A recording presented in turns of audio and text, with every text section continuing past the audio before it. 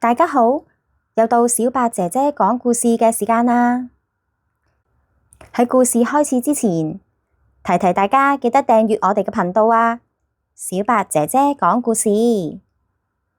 今日我哋要分享嘅呢本圖書名字叫《小野人騎長毛象》。騎長毛象大賽即將舉行，大家都好努力咁練習。小海係一隻小野人，佢亦都想參加比賽啊，但係佢唔識騎長毛象㗎。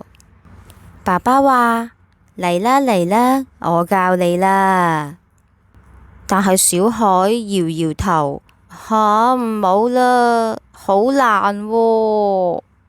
不過其實小海一直都好想學騎長毛象㗎。爸爸就鼓勵佢試下啦，試下爬上長毛象嘅背脊啦。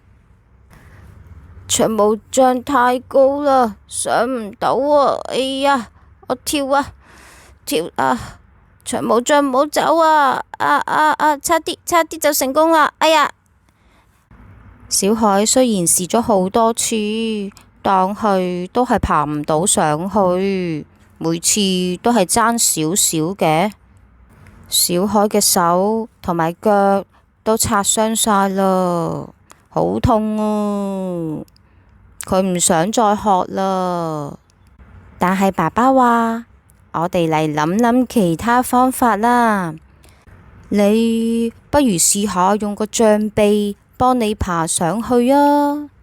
一次、兩次，再3次。好嘢！小海終於成功做到啦！佢成功爬上長毛象嘅背脊啦。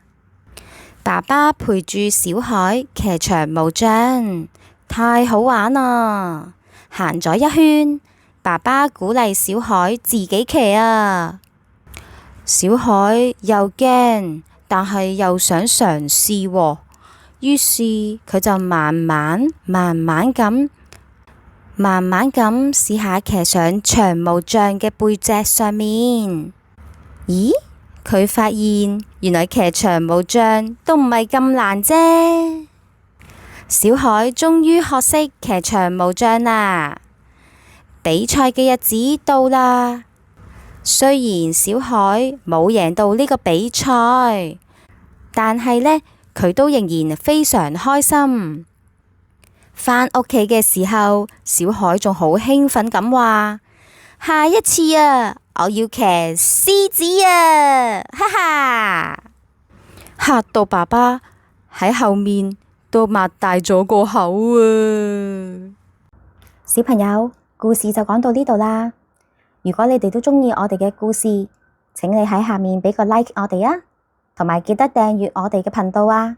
小白姐姐講故事。我哋下一次再見啦，拜拜。